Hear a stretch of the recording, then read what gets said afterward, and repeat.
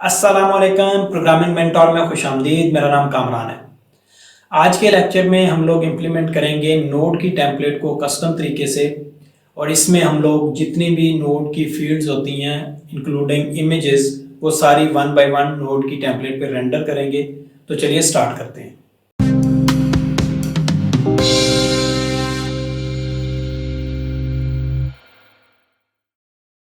अगर आप चैनल पे नए हैं तो चैनल को सब्सक्राइब करें और बेल आइकन को प्रेस करें। जैसा कि आप लोग स्क्रीन पे देख रहे हैं, लास्ट लेक्चर में हमने पेज की टेम्पलेट को इम्प्लीमेंट किया था जिसमें हेडर फुटर और ये जो बैनर आपको नज़र आ रहा है ये टॉप एरिया, ये बैनर हमने पेज के अंदर ही इम्प्लीमेंट किया हुआ है। उस कंटेंट टाइप में एक फील्ड इम्प्लीमेंट की थी हमने जो बैनर के नाम से, उसमें अगर इमेज होगा तो बैनर आएगा, अगर नहीं होगा तो हमने एक डिफ़ॉल्ट इमेज रखा हुआ है वो रेंडर हो जाएगा और टाइटल जो है ये टॉप पे आ जाएगा। तो इस तरह से हमने ये पार्ट कंप्लीट किया था। अब इससे नेक्स्ट पार्ट जो है वो नोड का पार्ट होता है। अगर हम अगली स्क्रीन पे जाएं तो ये वाली बेसिकली टेम्पलेट है जहाँ से हम HTML कॉपी कर रहे हैं। तो ये वाला पार्ट हमने इम्प्लीमेंट करना है जहाँ पे इमेज है, टाइटल है और फर्दर जो कंटेंट टाइप की फील्ड्स होती हैं किसी नोड के लिए वो वाली रेंडर हो रही होती हैं। तो आज हमने ये वाली इम्प्लीमेंट करनी है। तो सबसे पहला जो काम है वो हमने नोड की जो टेम्पलेट है वो बनानी है। तो अगर हम एडिटर की तरफ जाएं तो लास्ट लेक्चर में हमने पेज की टेम्पलेट बनाई थी page.tpl और नोड डबल डैश ब्लॉक के नाम से एक बनाई थी। अब नोड के केस में जब आप किसी स्पेसिफिक टेम्पलेट के लिए काम कर रहे होते हैं तो आप उस कंटेंट टाइप का नाम आगे लगा दें डबल डैश के बाद, तो वो रेंडर होना शुरू हो जाती है। लेकिन पेज के केस में इस तरह से रेंडर नहीं होती बाय डिफ़ॉल्ट। फ्रंट की जो है वो रेंडर होती है, बट बाकी पेजेस के केस में हमें अगर किसी कंटेंट टाइप स्पेसिफिक पेज की टेम्पलेट बनानी है तो वहाँ पे हमने उसको पहले रजिस्टर करना होता है पेज की थीमिंग की हुक के अंदर, और फिर बाद में हम यहाँ पे उसका नाम मेंशन करते हैं। उसको भी हम इम्प्लीमेंट करते हैं अभी, बट उससे पहले अभी जैसे नोड की टेम्पलेट है और नोड डबल डैश ब्लॉग की है, तो ब्लॉग वाली हमने लास्ट लेक्चर में बनाई थी जिसमें हमने सारी HTML कॉपी की हुई है। यहाँ पे अगर मैंने इसको यहाँ पे अगर इसको मैं ओपन करूँ तो आप लोग देख रहे हैं तो ये सारी स्टैटिक HTML है। अभी जितनी भी हमारी नोड की फील्ड्स होंगी वो हम वन बाय वन यहाँ पे रेंडर करेंगे, और इसके बाद फिर हम पेज की जो टेम्पलेट है इसको कंटेंट टाइप स्पेसिफिक करेंगे। उससे हमें ये पता चलेगा कि किस तरह से किसी कंटेंट टाइप के केस में हमें मल्टीपल टेम्पलेट्स बना सकते हैं। तो सबसे पहला काम जो है वो हमने ये करना है कि ये जो नोड की टेम्पलेट है, अगर हम इस पेज को खोलें यहाँ से और इसमें इस सेक्शन में हमने अभी कुछ भी नहीं रखा हुआ। लास्ट लेक्चर में इसमें से हमने HTML कॉपी की थी जो हमने नोड की ये वाली ब्लॉग में डाली है, बट अभी इस वाली टेम्पलेट को हमने इंक्लूड नहीं किया यहाँ पे, इस वजह से वो यहाँ पे रेंडर नहीं हो रही।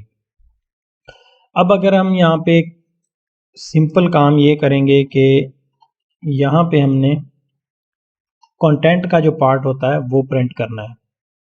तो यहाँ पे हम कहते हैं कि कंटेंट अगर एग्जिस्ट करता है तो आए, अदरवाइज ना आए। तो पेज का हमने जो कंटेंट है वो यहाँ पे प्रिंट कर दिया है।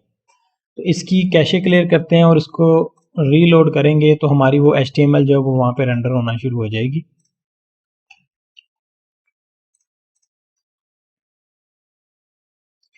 जी हाँ, तो आप लोग स्क्रीन पे देख रहे हैं हमारी HTML यहाँ पर रेंडर हो चुकी है। अब ये HTML जो है ना, ये हमारी उस नोड की टेम्पलेट से आ रही है जो हमने ये वाली बनाई है नोड डबल डैश ब्लॉग की, राइट। तो इससे अगर हम पिछली टेम्पलेट पे जाएं जो कि बाय डिफ़ॉल्ट ये वाली टेम्पलेट चल रही होती है, तो इसमें हमारी जो ड्रूपल की डिफ़ॉल्ट है वो वाली पड़ी है, हमने उसमें कोई चेंज नहीं किया। तो इससे हमें यहाँ पे पता चल रहा है कि यही HTML रेंडर हो रही है। अब नेक्स्ट पार्ट जो है वो इसमें फील्ड्स को डायनामिक करना है। तो यहाँ पे ये जो टाइटल और इमेज आ रहे हैं, फॉर एग्जांपल अगर हम दोबारा वापस जाते हैं उस पे,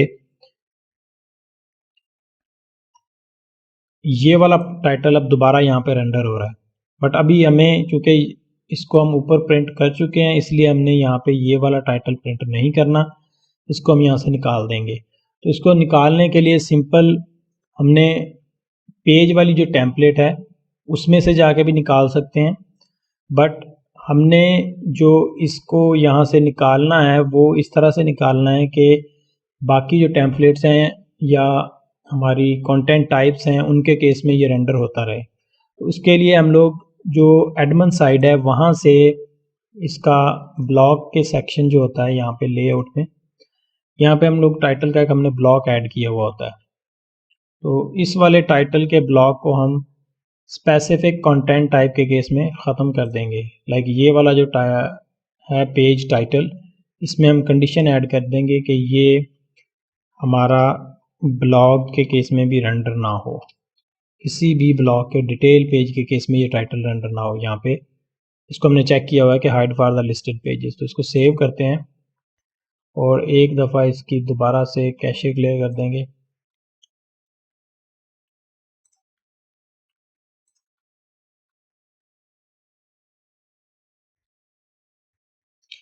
और इसको रीलोड करते हैं यहाँ से। अच्छा, अभी ये ख़त्म नहीं हुआ क्योंकि हमने यहाँ पे जो यूआरएल इम्प्लीमेंट किया हुआ है इसमें पाथ ऑटो इंक्लूड नहीं किया हुआ, लाइक क्लीन यूआरएल इनेबल नहीं किए हुए। तो कंडीशन में हमने उसको ऐड किया था। हम यहाँ पे के अभी के केस में इसको नोड कर देते हैं कि नोड के केस में रेंडर ना हो, किसी भी नोड के डिटेल पेज के केस में। तो यहाँ से दोबारा टाइटल के ऊपर जाएंगे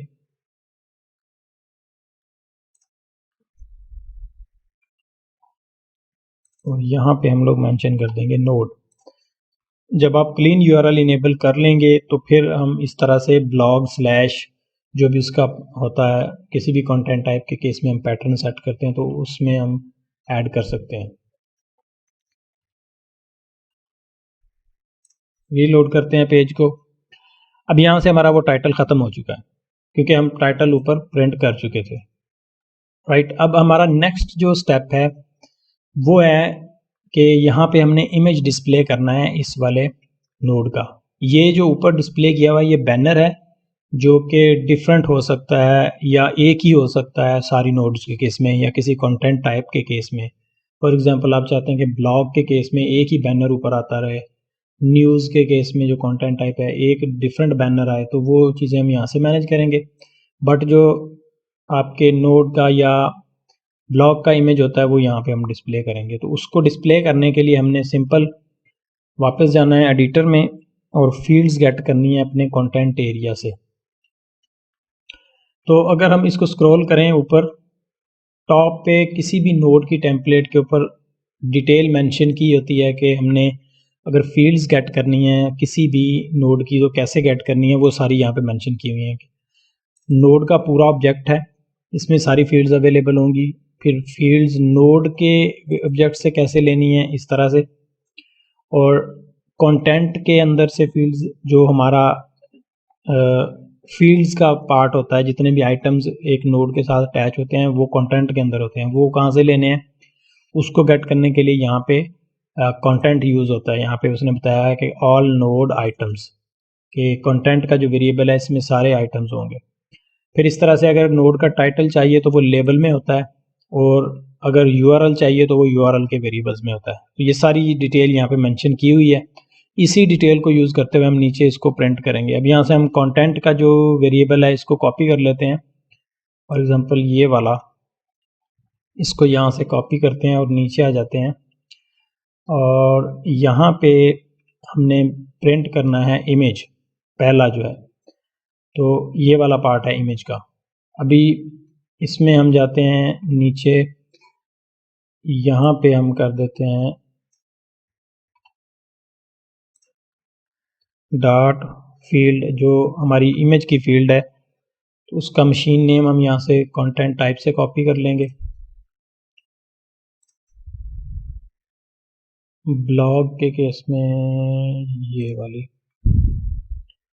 तो फील्ड अंडरस्कोर इमेज है और यहाँ पे फील्ड अंडरस्कोर इमेज प्रिंट कर देंगे। और इसका जो फॉर्मेट है बाय डिफ़ॉल्ट पूरा इमेज का कंपोनेंट रेंडर होता है। जब आप किसी फील्ड को प्रिंट करते हैं तो उसका पूरा कंपोनेंट रेंडर होता है। अगर मैं यहाँ से इसको कट करूँ और इसको इस इमेज की जगह पे प्रिंट कर दूँ तो ये पूरा उसका कंपोनेंट रेंडर होगा। लेकिन अगर हमें चाहिए कि हम उसका यूआरएल लेना है तो उस केस में हम क्या करते हैं, जो हमारा फॉर्म डिस्प्ले होता है ये फॉर्म के केस में होता है, और ये मैनेज डिस्प्ले जो होता है ये डिटेल पेज पे रेंडर होता है। तो इसको ओपन करते हैं और यहाँ पे ये जो चीज़ है इसको हम चेंज कर सकते हैं यूआरएल टू इमेज, तो फिर हमें उस इमेज का यूआरएल मिलेगा। बट अभी के केस में हमने चूँकि उसको प्रिंट किया है, कैशे क्लियर करते हैं और एक दफ़ा उसको टेस्ट करते हैं कि वो क्या चीज़ हमें एक्चुअल मिलती है या हमें उसका इमेज रेंडर करना पड़ेगा यूआरएल के थ्रू।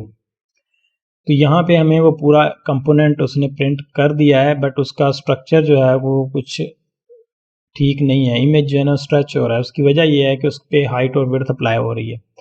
और ये जो लेबल आ रहा है इसको हमने हाइड करना है, तो सिंपल इसको जाएंगे डिस्प्ले में और यहाँ से इसको हाइड कर देंगे। इसी तरह बैनर का भी हाइड कर देंगे और डेट का भी हाइड कर देंगे। राइट, सेव करते हैं। अब हमारे पास जो इमेज है वो क्लीन, उसका लेबल नहीं होगा और ये यहाँ से गायब हो गया है और इमेज स्ट्रेच हो रहा है अभी भी स्टिल, क्योंकि हमने अभी इसकी सेटिंग को छेड़ा नहीं है। तो अब हम इसकी सेटिंग चेंज करते हैं CSS से। अब यहाँ पे हाइट और विड्थ अप्लाई हो रही है इस पर। तो हमने एक चूँकि ये हम यूज़ कर रहे हैं उसका डिफ़ॉल्ट जो कंपोनेंट रेंडर होता है, तो वो जितना बड़ा इमेज होता है वो उतनी ऑटो हाइट और विड्थ उस कंपोनेंट में ऐड कर देता है। इस पर हम CSS अप्लाई करेंगे थोड़ी सी, जिसमें हमने सिर्फ हाइट को ऑटो रखना है। विड्थ हम यहाँ पे 100% कर देते हैं कि जितनी भी होगी वो ले, और हाइट जो है वो हम उसको ऑटो कर देते हैं। ये दो चीज़ें हमने ऐड करनी है। अब इसको किसी भी स्पेसिफिक एलिमेंट पे अप्लाई करने के CSS वो क्लास की बेस पे होता है। आप यूनिक क्लास ऐड करें उसकी बेस पे कर दें, बट अभी के केस में मैं फील्ड की इमेज जो भी फील्ड आएगी उसके केस में ये अप्लाई कर रहा हूँ कि जब भी हमें CSS की कोई फील्ड मिले तो उस पर ये वाला स्टाइल अप्लाई हो जाए। और इस पर हम क्या करेंगे, विड्थ को कर देंगे 100% और हाइट ऑटो कर देंगे।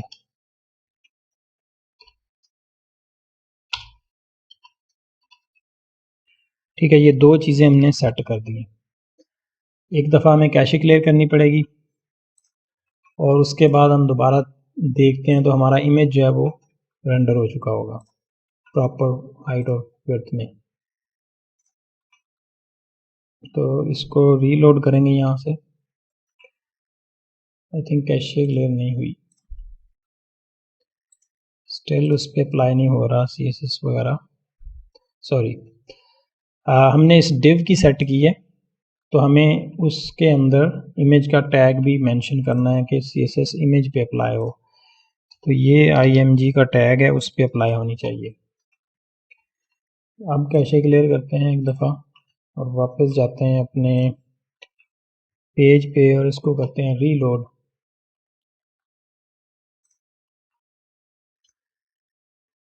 तो हमारा इमेज अब जो है ना वो प्रॉपर हाइट और विड्थ में रेंडर हो रहा है। अब चूँकि ये 1920 बाई 1080 के इसकी एस्पेक्ट रेशियो है, तो उसके लिहाज से ये परफेक्ट एक लेआउट में आ रहा है।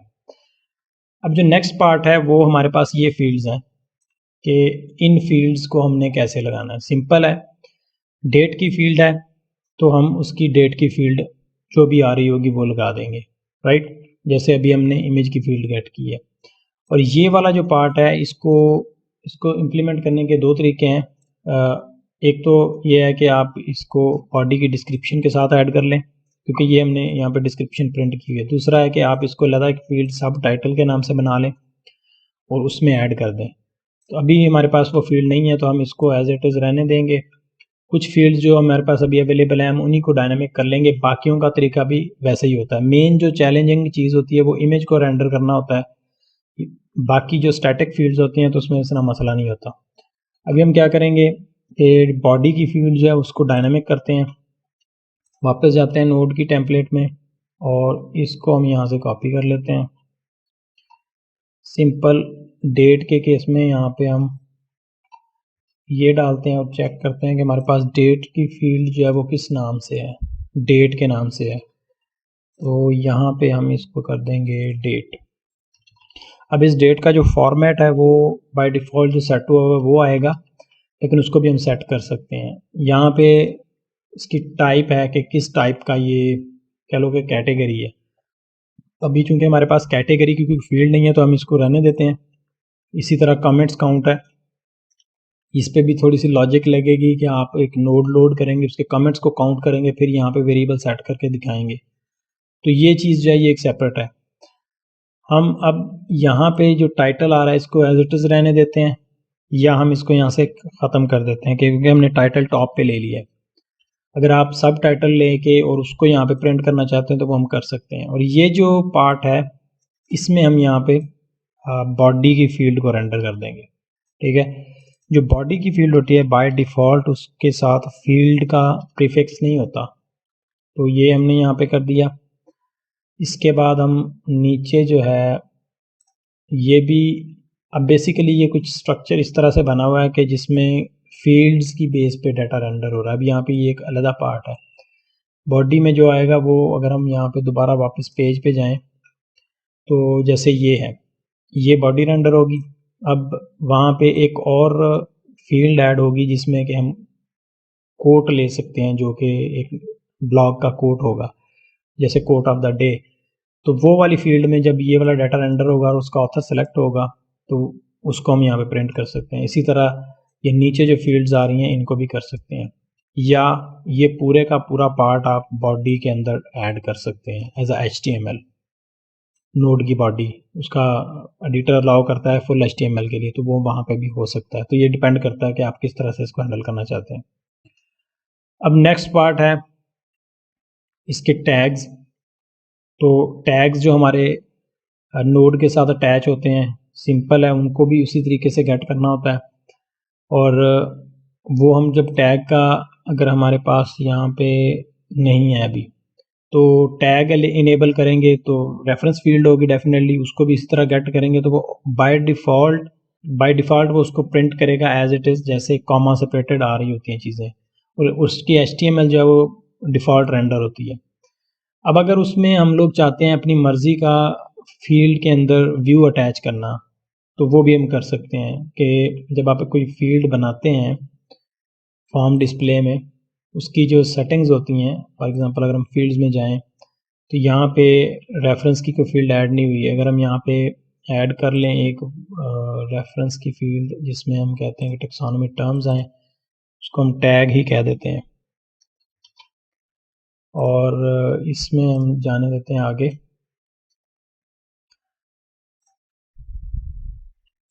ठीक है, तो इसमें टैग की वोकैबुलरी होगी, उसमें डेफिनेटली कोई ना कोई टैग्स होंगे।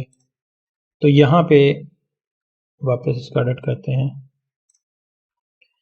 ये जो उसका रेफरेंस टाइप का मेथड होता है ना, ये डिफ़ॉल्ट सेलेक्टेड है। अगर हम चाहते हैं कि यहाँ पे व्यू रेंडर हो किसी एंटिटी का, तो filter by an entity reference view, इसको सेलेक्ट करेंगे। और अभी चूंकि हमारे पास कोई ऐसा व्यू अवेलेबल नहीं है तो वो यहाँ पे कह रहा है कि व्यू क्रिएट करो। यानी अगर आप ब्लॉग्स का या रेफरेंस कैटेगरी हैं टेक्सोनोमीज़ की, उनका कि व्यू बना के रखा हुआ है तो वो वहाँ पे हम यहाँ पे अटैच कर सकते हैं।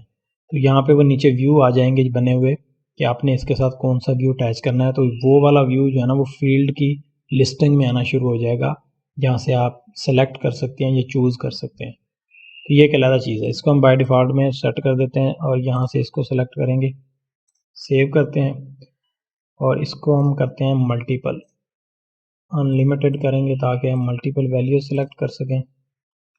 और यहाँ से हम चेक कर लेते हैं कि इसमें हमारे पास कितने टैग्स अवेलेबल हैं। टैग्स की कोई भी नहीं है इसमें। बिजनेस ऐड कर देते हैं, न्यूज़, और एक टेक, 3 ऐड कर देते हैं क्योंकि इसमें। अब जाते हैं कंटेंट में और इसी में हम लोग ऐड करते हैं, ये हमने बनाया हुआ है। तो इसमें हम क्या करेंगे, यहाँ से मल्टीपल टैग सेलेक्ट कर लेते हैं और फिर इसमें हम आते हैं न्यूज़ को, कॉमा सेपरेटर बेसिकली हमने डालने होते हैं न्यूज़, और यहाँ से हम टैग भी कर देते हैं साथ में, ठीक है। सॉरी, ये इस तरह से नहीं होगा, आई थिंक इसको इधर से ऐड करना होगा। ये दूसरा ऐड करेंगे इस तरह से, इसको करते हैं सेव, टैग ऐड हो गए। अब हम जाएंगे वापस अपने कोड में, और टैग्स जो रेंडर होने हैं वो सिंपल उसी तरीके से फील्ड अंडरस्कोर टैग होंगे। कंटेंट की फील्ड है तो उसको रेंडर करते हैं। इमेज है तो इमेज को अभी रेंडर करेंगे यहाँ से, टैग्स का ये वाला पार्ट है, तो इसमें हम यहाँ पे इसको टैग्स को रेंडर कर देंगे।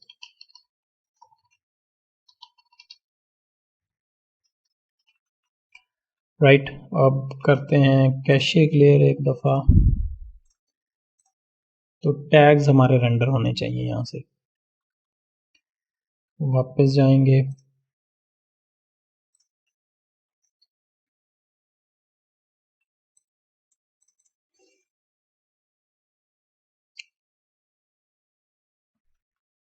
तो टैग हमारे रेंडर नहीं हुए, इसका मतलब है कोई गड़बड़ है। अब जाते हैं हम दोबारा अपने स्ट्रक्चर में, कंटेंट टाइप्स में, और यहाँ से है ब्लॉक की जो कंटेंट टाइप, इसको डिस्प्ले में चले जाते हैं। टैग की फील्ड है लेबल, बाय डिफ़ॉल्ट हाइड करेंगे, और यहाँ पे हमारे पास लेबल आ रहा है कि हमने लेबल प्रिंट करने हैं। राइट, यहाँ से हम आएंगे link label to the rendered entity, हम इसको ख़त्म कर देते हैं, हमें रेंडर्ड एंटिटी नहीं चाहिए। अगर हम यहाँ से रेंडर्ड एंटिटी सेलेक्ट करते हैं एज डिफ़ॉल्ट, तो क्या होगा देख लेते हैं। फील्ड अंडरस्कोर टैग है बेसिकली, हमने यहाँ पे प्रिंट किया हुआ टैग्स, तो ये मसला है। ठीक है, कैशे क्लियर होगी दोबारा से,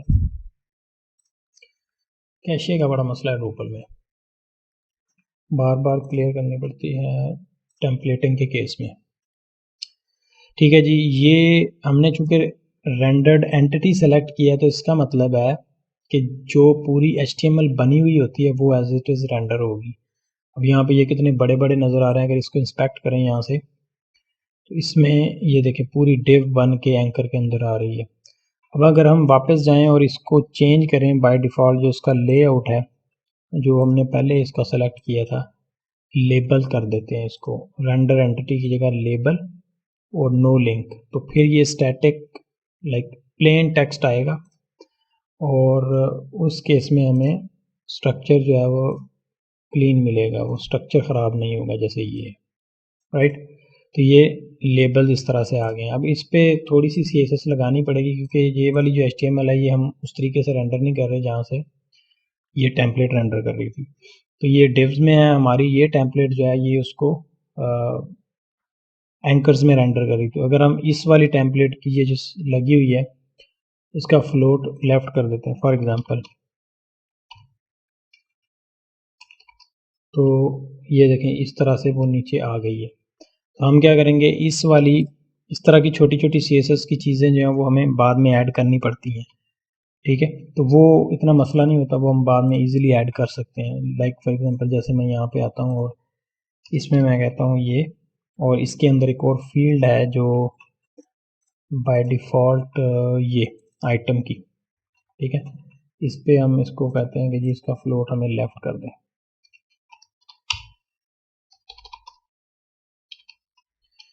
तो ये हमारा फ्लोट लेफ़्ट हो गया। अगेन कैशे, तो वापस जाते हैं टेम्पलेट में, अभी ये जो है एक लाइन में आ जाएगा, तो उससे हमारा ये है कि स्ट्रक्चर थोड़ा बेहतर हो जाएगा जैसे ये आ गया। अब इसमें स्पेस नहीं है तो डेफिनेटली अब क्योंकि हमने इस पर लगा लिया तो हम इस पर जो मर्ज़ी काम कर सकते हैं। हम इसको पैडिंग लगा देते हैं राइट, इसको हम कहते हैं जी 10 पिक्सल, तो इसमें स्पेसिंग ऐड हो गई है। अगर हम कॉमा लगाना चाहते हैं तो वो भी हम लगा सकते हैं। फॉर एग्जांपल जैसे हम इसको आफ्टर, इसका जो ये वाली डिव्स हैं इनका आफ्टर जो होता है सूडो, उस पर हम अपनी लगा सकते हैं कॉमा, या कोई भी अगर HTML एक्स्ट्रा ऐड करनी है CSS के थ्रू, तो वो हम कर सकते हैं। तो ये इस तरह की छोटी छोटी CSS की चीज़ें हैं जो कि आपको थोड़ी थोड़ी ट्विकिंग करनी पड़ती है जब आप इम्प्लीमेंट कर रहे होते हैं, क्योंकि Drupal काफ़ी सारी HTML अपनी भी रेंडर कर रहा होता है। ओके जी, अब ये हमारा पार्ट कंप्लीट हो चुका है। इस तरीके से हम लोग जो है वो किसी भी कंटेंट टाइप का डायनामिक डाटा नोड की टेम्पलेट पर रेंडर कर सकते हैं। जो फील्ड होगी वो हम रेंडर कर सकते हैं। अब ये जो पार्ट है राइट साइड का, ये इसमें हम लोग क्या कर सकते हैं कि व्यू बना के यहाँ पे रेंडर करवा सकते हैं, और व्यू जो है वो कैटेगरीज लिस्ट कर रहा होगा, राइट। और इसी तरह रीसेंट पोस्ट्स का व्यू बना के उसका एज अ ब्लॉक यहाँ पे प्रिंट कर सकते हैं। पॉपुलर टैग्स हैं, ये वाले टैग्स हम व्यू के थ्रू रेंडर कर सकते हैं, क्योंकि ये जो टैग्स आ रहे हैं ये ओवरऑल टैग्स होते हैं, और ये जो टैग्स हैं ये उस आर्टिकल के साथ अटैच हो रहे होते हैं, ठीक है। और ये जो पार्ट है, अब ये पार्ट हमारा ये नोड स्पेसिफिक नहीं होता, इसमें हमारा जो URL लगे होंगे वो सोशल मीडिया की शेयरिंग के URL होते हैं। और इस टेम्पलेट पे जो सोशल शेयरिंग के रेलिवेंट काम होगा वो ये होगा कि इसमें हमने मेटा टैग्स ऐड करने होते हैं। जब आप शेयरिंग चाहते हैं किसी सोशल मीडिया के पेज पे, तो हमें पेज पे मेटा टैग्स ऐड करने पड़ते हैं जो कि डाटा प्रोवाइड करते हैं इस शेयरिंग के केस में। ट्विटर और हर सोशल मीडिया के केस में हमें वो टैग्स देने पड़ते हैं। OG टैग्स होते हैं, कुछ अलहदा से आर्टिकल के डिफरेंट टैग्स होते हैं। तो इस तरह की चीज़ें जो है ना वो ऐड करेंगे तो फिर ये वाली चीज़ें चलना शुरू हो जाती हैं, क्योंकि हमने जब शेयरिंग करनी है तो जो डाटा पिक होगा वो मेटा टैग्स का डाटा पिक होगा। जो इमेज होगा वो ये नहीं उठाएगा, वो वाला इमेज उठाएगा जो हमने मेटा टैग के अंदर इमेज का URL सेट किया होगा। तो वो वाला इमेज जो है ना वो शेयरिंग होगा, तो वो वाला इमेज जो है वो सोशल मीडिया पे शेयर होगा। अब इस तरीके से ये जो पार्ट है ये भी नेक्स्ट आर्टिकल या प्रीवियस आर्टिकल है, इसको कैसे इम्प्लीमेंट करना है, ये भी हर जो है उसकी साइट की ज़रूरत इस तरह की नहीं होती, बट ये डिज़ाइन स्पेसिफिक होता है। किसी में डिज़ाइन में अगर आप चाहते हैं कि हमें इस तरह का चाहिए, तो इसके लिए सिंपल तरीका होता है कि आप क्यूरी लगा के एक कस्टम ब्लॉक बनाना पड़ता है हमें, और वो ब्लॉक जो है वो नोड की टेम्पलेट के स्पेसिफिक काम करता है। फॉर एग्जांपल जो ब्लॉक बनेगा कस्टम, उसमें हम क्या करेंगे, करंट नोड का ID गेट करेंगे, और ड्रूपल की आपको क्यूरी मिल जाएगी जो करंट नोड से आगे एक नोड और उससे पिछला एक नोड जो है उनकी ID रिटर्न करेगी। तो उस केस में क्या होगा कि हम उस ID को लगा के उसकी बेस पे अगले नोड का एलियस गेट कर लेंगे, और पिछले का URL जो है वो गेट करके यहाँ पे लगा सकते हैं। तो ये फंक्शनलिटी इस तरह से अचीव हो जाएगी। बाकी कमेंट्स का सेक्शन है, कमेंट्स का सेक्शन इस तरह से जिस तरह स्टाइल हुआ है इस तरह से स्टाइल नहीं होगा अभी जब अगर हम प्रिंट करें इसको, क्योंकि जो HTML है टोटल वो डिफरेंट रेंडर होगी। तो उस केस में हमें थोड़ी सी इसकी HTML की स्टाइलिंग करनी पड़ेगी, या फिर दूसरा तरीका ये होता है कि इसका जो कमेंट्स का जो टेम्पलेट होता है ये पूरी HTML उठाएं और कमेंट्स की एक टेम्पलेट बनाएं, और उस टेम्पलेट में ये HTML लगाएं तो ये सेम स्ट्रक्चर अचीव हो जाएगा। ठीक है, अब इस कमेंट के सेक्शन को कैसे इनेबल करना है, इसमें भी सिंपल है, इतना मुश्किल नहीं है। कंटेंट डॉट और उसके आगे हम कमेंट्स जो है ना वो लगाएंगे। तो चूंकि कमेंट्स की जो फील्ड है, सॉरी कमेंट का जो सेक्शन है ये एज अ फील्ड रेंडर होता है, तो हमें कंटेंट डॉट कमेंट्स करेंगे तो पूरी की पूरी वो जो है ना HTML उसकी रेंडर हो जाएगी। यहाँ पे जो हमारा पेज है उस पर वो पूरा फॉर्म भी आ जाएगा साथ, और उसकी वो HTML भी रेंडर हो जाएगी। तो इस तरीके से हमारा ये नोड का पूरा पार्ट डायनामिक हो जाता है। ये था हमारा कस्टम सीरीज़ का आखिरी लेक्चर, जिसमें हमने सारा ये नोड का पार्ट कवर किया और पेज के भी डिफरेंट सेक्शंस को देखा। अगर वीडियो अच्छी लगे तो लाइक करें, शेयर करें और चैनल को सब्सक्राइब करें ताकि आने वाली वीडियोज़ की नोटिफिकेशन आपको बर वक्त मिल सके। Thank you.